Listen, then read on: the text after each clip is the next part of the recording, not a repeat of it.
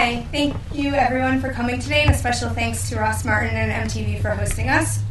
I'm Jen Fusillo, this is my colleague Enrique Sanduorta, and we are excited to be here today to talk to you about the future of the city's first Transmedia Center.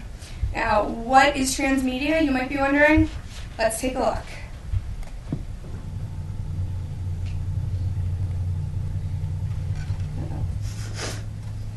Oh, Jen, it's the dial on the side of the remote. Uh-oh.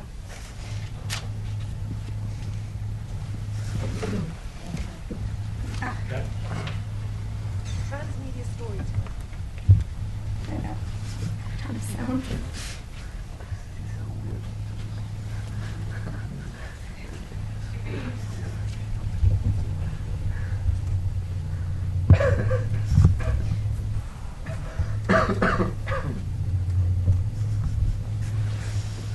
Transmedia storytelling is the art of conveying messages, themes, or storylines to a mass audience through the artful and well-planned use of multiple media platforms. Your movie, television show. Transmedia storytelling is the art of conveying messages, themes, or storylines to a mass audience through the artful and well-planned use of multiple media platforms. Your movie, television show, video game, or novel has a rich story and immersive world, but how do you maximize its value? It all starts with story. All right, a few technical difficulties for the media group. Sorry about that. But in case you're still wondering maybe how transmedia plays out in the real world, let's take SpongeBob, for example. Very appropriate for our location today. So SpongeBob was created 10 years ago solely as a cartoon character to air on Nickelodeon, and since then he's become so much more. He starred in a full-length feature film, followed by books, ebooks, video games, websites, online gaming, CDs, live theatrical tours, and of course his very own iPhone app. He even has a huge social media presence with over 29 million Facebook fans, and not all of them are kids. So as you can see, today more and more media companies, as well as advertisers, are really looking for ways to create content that engages consumers across all of these platforms. Now, most of you probably know that New York City is considered to be the media capital of the world and the birthplace of the ad industry. But what you may not realize is that the city currently employs over 300,000 people, which is 10% of the city's private workforce, and results in bringing in annual revenues of $30 billion and growing. However, due to advances in technology, the media landscape is really becoming extremely fragmented, and a couple major trends have resulted because of this. One of these is really a rift that is caused now between the world of old traditional media and new digital media, and then the other is really a dispersion of jobs and creative talent to places like LA, Toronto, and London, which have large transmedia communities. So the question is, how do we retain and grow media talent here in New York City to ensure that New York City remains at the core of media, both old and new? The answer to that would be to create the city's first Transmedia Center. So the city has a rich history of successfully starting incubators such as Hive at 55, but with this project they're looking to take a slight twist on it, and instead of creating a community for startups, they're really looking to create a community of creative talent from all aspects of media and entertainment to come together in a community atmosphere and work and learn and collaborate and innovate in the space of new media. Our job has really been to help them define what is the mission, who is the audience for this, how will we make money, and really how can it best benefit both the city as well as the media community as a whole. So our first task was really to decide who the key stakeholders were in the process. Just so you know, the city does have funds to start this incubator, but they're also looking to send an RFP out to bring in an outside operator who will be running the center on a daily basis. So we've bucketed the other key stakeholders into these buckets. Our next step was to interview as many of the key stakeholders as possible to find out their needs in this world of new media, from ad agencies to media companies. And also we met with General Assembly, which a lot of you probably know is a very successful incubator here in NYC, to really learn what it's like to create and run a communal workspace. We also met with Newmark, which was the lead on developing the fashion incubator with the city. Perhaps our greatest insights came when we infiltrated the Transmedia community itself. Now, the Transmedia Meetup Group was formed by 3 women in an East Village bar a little over 2 years ago with nothing more than a dream of creating a center of transmedia in New York City. And since then, it has grown to be over 500 members strong, and these members meet once a month to learn and collaborate and network in the space of transmedia. We were lucky enough to be able to give this group a survey, and the results were overwhelming.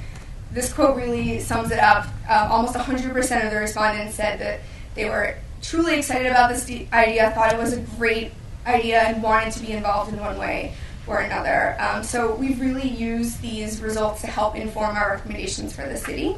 And with that, I will turn it over to Enrique, who will take you through them. Okay, fantastic. Thanks, Jen. So, as we said, one of our tasks for this project was to help the city come up with the vision and the mission for the center, as well as the branding. After a lot of brainstorming with the group, we decided that a good name for this center could be the New York City Story Lab. As you saw in the video and we've been discussing, storytelling is basically the core and the center of Transmedia, and we wanted to incorporate lab to give the sense of innovation, of cutting edge, and of really leading the way sort of in this space. As for the mission, we think that the New York City Story Lab could be the center of talent and technology for media professionals in New York City, which would support innovation and integrative storytelling across all media platforms by providing education, technology, collaboration space, as well as being a center for networking and putting in touch all these people that we've been talking about that are in this transmedia community with all the other different stakeholders. The mission, of course, is to continue New York's legacy as the media capital of the world by making sure that we foster this creative talent and we develop an ecosystem around this center. So you may be wondering what this is. We wanted to include this picture to really illustrate how all these freelancers and people that are in this community feel when we were talking to them and throughout the survey. There really is this sense of them being a little bit isolated. There really isn't a sense of a community, a place that they can gather, a place where they can get together and discuss the trends and things that are happening in the space. So then, we thought, what is it that this center could offer to these people? Firstly, we think it'd be important for them to have a sort of education and training component.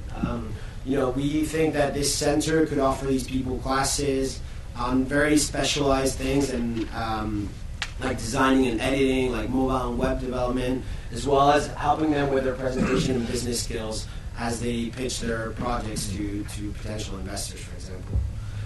Secondly, it would be a place for networking. I think, I said again that these people are not really very well communicated and connected. This center would be a place where they could come in, meet people, make sure that we had partnerships and potentially investors come in and they can talk to them. So we think a mentorship program, for example, would be very interesting for them to have people from the industry come in and have assigned a couple of people that they can talk to on a regular basis. And then the social network would be important, so to have an online platform for the center where they can engage as well. Thirdly, this space would be a community space. These people are mostly, working out of their apartments or out of small places and, throughout the city, and giving them access to a workspace where they can all be together, working side by side, would be very beneficial for them. We would, of course, help them with access to technology, to equipment, and business services, such as, helping them with lawyers or accountants or things like that are needed for their businesses. And lastly, it would be a place for opportunities for partnerships. We thought of a concept that we call the Innovation Lab, where, for example, we could have Google come in for, or different tech companies come in and sort of talk about trends, things that are happening in the space, And we could also, have all sorts of different partnerships with private corporations. The center would have all the things that these people need in order to work and operate. We thought, of course, of high connectivity with potentially a green screen, recording studio, editing equipment, screening room, a big kitchen in the center, and just basically a place that would be modern looking and where they can all come together and work on these things. The people from the city, Catherine and Shana, asked us about would this actually potentially be able to make money?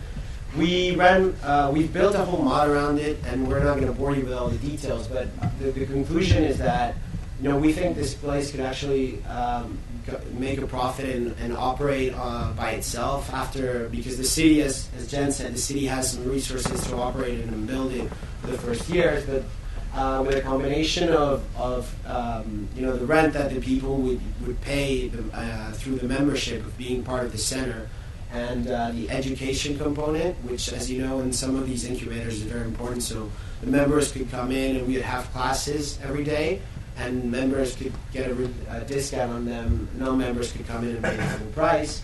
It would end up, as you see here, coming out with a profit. So Jen is going to talk to you about what we think are the next steps for this project. Okay, so in the short term, most importantly will be to issue the RFP to find an operator and a location. Our suggestion would probably be a location downtown, one which hopefully is already highly connected, so there's not a ton you have to do to get the space ready for the center. Also, establishing an advisory board with key thought leaders would be instrumental in getting this off the ground, as well as really holding a meeting with all key stakeholders, getting them in one room to really talk about the vision for this space. Next would be establishing partnerships on both the educational side as well as the technology side, and then developing a curriculum and maybe even a potential training program down the road where you could almost get a certification in transmedia, since this is such a new space, and so many of these people working in the space may specialize in one area, but they really are looking to learn how to work in other areas of the transmedia space. Long term, really the goal there would be to help keep people engaged with the center after its launch. So we would do this by establishing monthly and quarterly events, whether it be networking nights or film festivals or different competitions, maybe even folding in the big apps competition to the center. And then, as Enrique mentioned, we really see a huge opportunity here to create a social network site which really helps link this freelancer community of creatives with the larger media companies out there that are looking for creative talent.